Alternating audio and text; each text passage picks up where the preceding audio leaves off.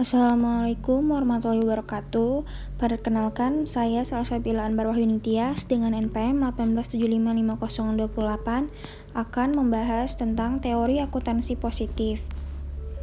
Adapun yang akan dijelaskan, yang pertama pengertian teori akuntansi positif, yang kedua pengembangan dari teori akuntansi positif, dan yang ketiga teori agensi. Pengertian teori akuntansi positif. Perkembangan teori akuntansi positif tidak dapat dilepaskan dari ketidakpuasan terhadap teori normatif.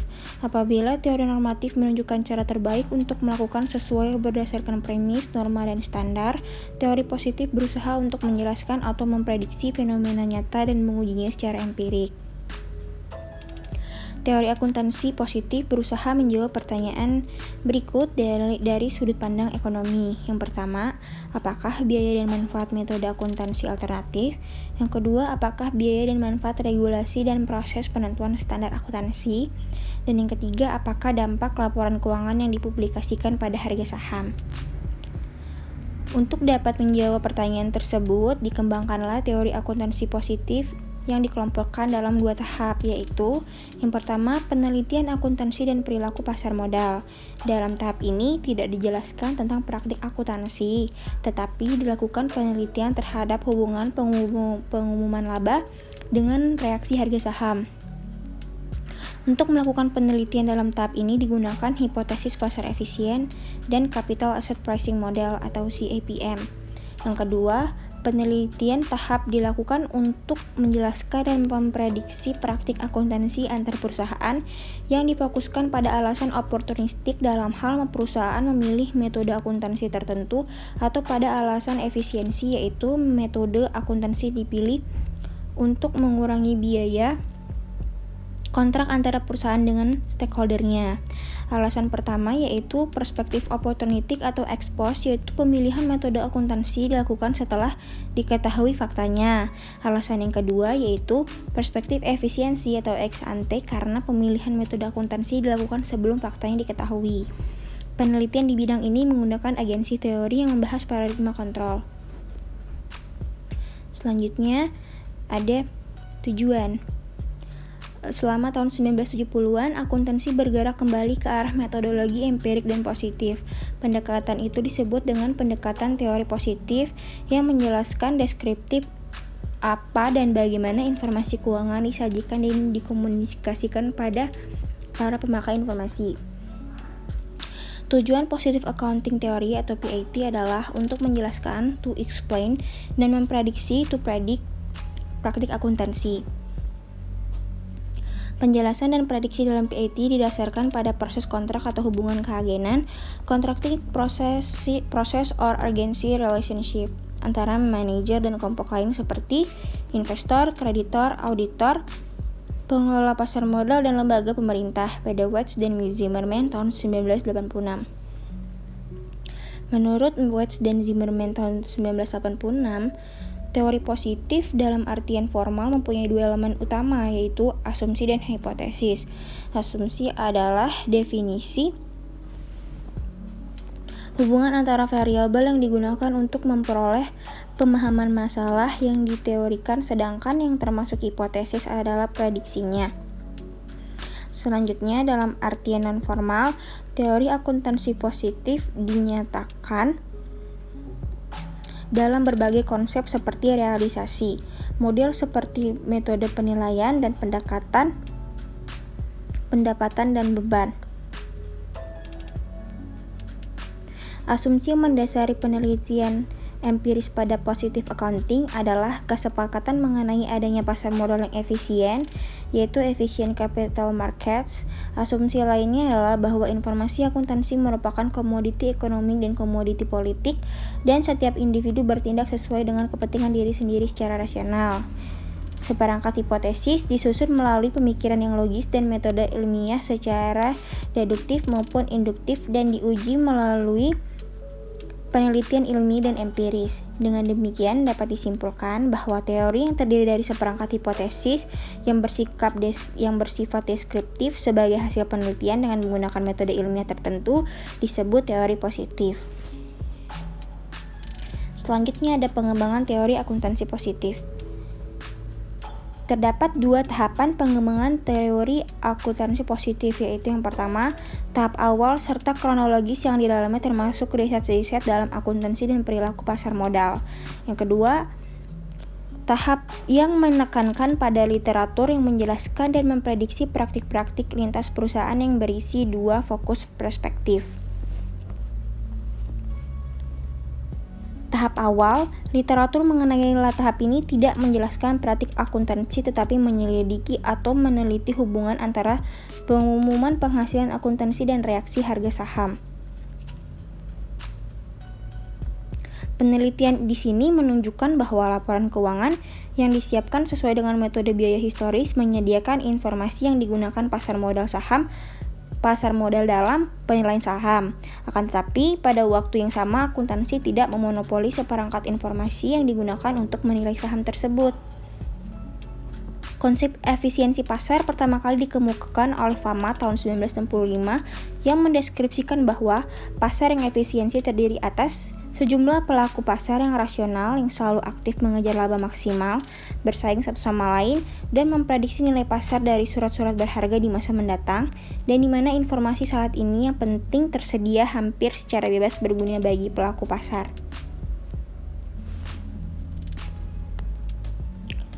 Selanjutnya ada efficient market hypothesis yang pada prinsipnya membagi pasar modal menjadi tiga bentuk, yaitu yang pertama, efisiensi bentuk lemah atau weak from efficiency yang mendasarkan pada asumsi bahwa harga saham saat ini adalah mencerminkan perubahan harga saham tahun lalu atau telah memasukkan informasi perdagangan dan harga saham pada waktu yang lalu.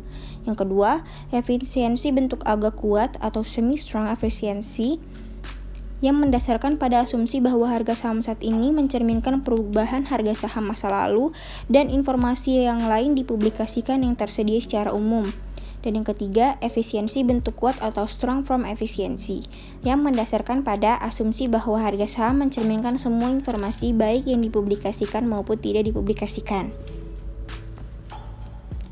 Tahap kedua yaitu ada perspektif pertama yang mencoba menjelaskan apakah terdapat asumsi bahwa suatu perusahaan dalam menggunakan pilihan-pilihan akuntansi tertentu atau particular accounting choices mempunyai alasan oportunistik.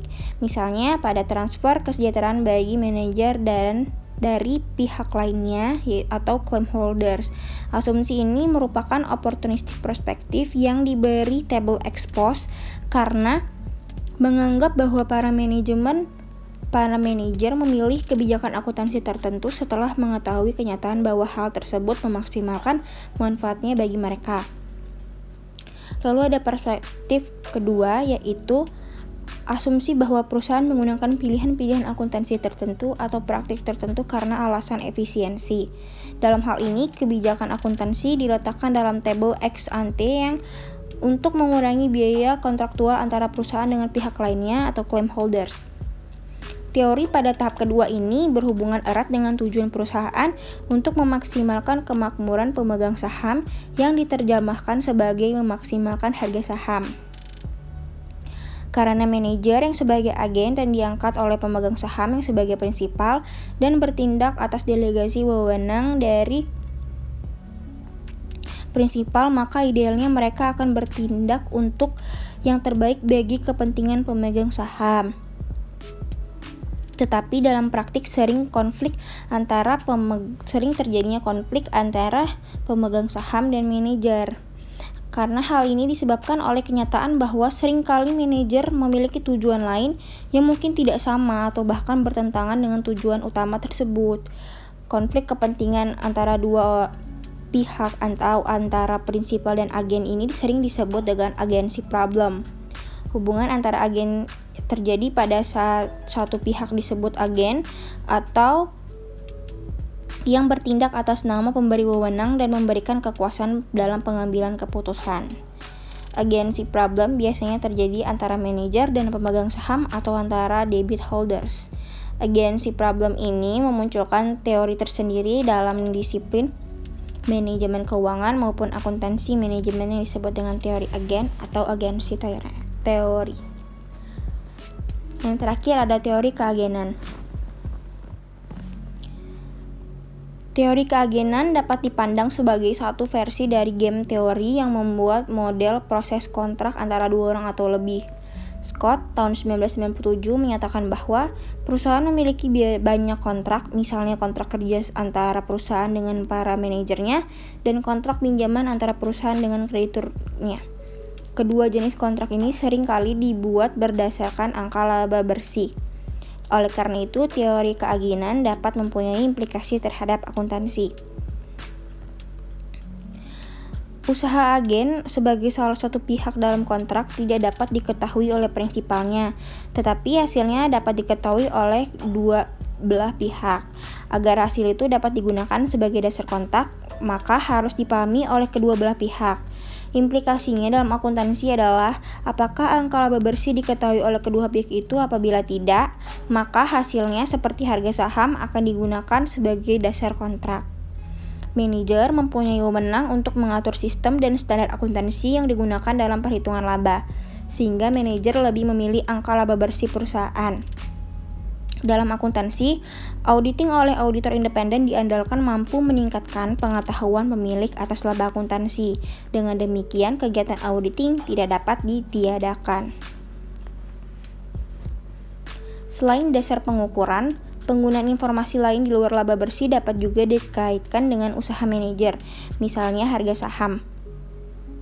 Kombinasi antara angka laba bersih dan harga saham dapat meningkatkan keterkaitannya dengan usaha manajer, sehingga akan lebih diterima sebagai dasar kontrak. Bila digunakan kombinasi informasi seperti ini, maka tampak bahwa informasi akuntansi bersaing dengan informasi lainnya dalam memotivasi manajer. Selanjutnya, teori entitas atau entity theory memandang perusahaan sebagai suatu entitas yang terpisah dari pemilik dan krediturnya. Berdasarkan pandangan teori tersebut, manajemen terpisah dari pemilik perusahaan. Manajemen memperoleh kepercayaan dari pemilik untuk mengelola perusahaan, dan atas jasa yang diberikan, para manajer menerima kompensasinya.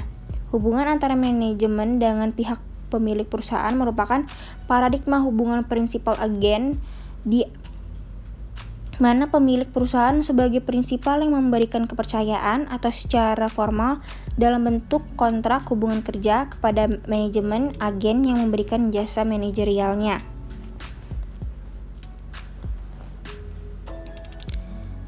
Selanjutnya ada program kompensasi manajemen umumnya diterapkan pada entitas yang menerapkan teori hubungan keagenan. Tujuan program kompensasi manajemen pada dasarnya adalah agar usaha memaksimumkan nilai perusahaan tidak dipandang oleh manajemen sebagai upaya untuk memaksimumkan kekayaan pemilik perusahaan, melainkan juga untuk memenuhi kepentingan manajemen. Adanya program kompensasi manajemen diharapkan dapat mengurangi konflik kepentingan antara prinsipal dan agennya. Selanjutnya ada teori tentang terpisahnya kepemilikan dengan pengambilan keputusan akan memunculkan konflik keagenan antara pemegang saham dengan manajer. Konflik ini tidak terlepas dari kecenderungan manajer untuk mencari keuntungan sendiri atau moral hazard dengan mengorbankan kepentingan pihak lain. Permasalahan keagenan yang terjadi antara pemegang saham dengan manajer menimbulkan adanya biaya ekuitas, yaitu equity against cost. Adapun biaya keagenan terdapat 3, yaitu yang pertama biaya monitoring, yaitu biaya yang dikeluarkan oleh prinsipal untuk membatasi aktivitas agen yang berbeda kepentingan dengan prinsipal. Contohnya seperti biaya audit, biaya untuk menetapkan rencana kompensasi manajemen, pembatasan anggaran, dan aturan-aturan operasi. Yang kedua ada biaya bonding, yaitu biaya yang dikeluarkan oleh agen untuk memberikan kepastian kepada prinsipal bahwa agen tidak akan melakukan tindakan yang dapat merugikan investor. Pemegang saham hanya mengizinkan bonding cost terjadi jika biaya tersebut dapat mengurangi monitoring cost. Contohnya, biaya yang dikeluarkan oleh manajemen untuk menyediakan laporan keuangan kepada prinsipal. Yang ketiga yaitu residual loss, adalah kemakmuran dalam nilai mata uang yang turun sebagai akibat perbedaan kepentingan ini. Penurunan kemakmuran ini terjadi karena perbedaan keputusan antara agen dan keputusan yang akan memaksimalkan kemakmuran ke prinsipal. Sekian pembahasan materi tentang teori akuntansi positif. Terima kasih. Wassalamualaikum warahmatullahi wabarakatuh.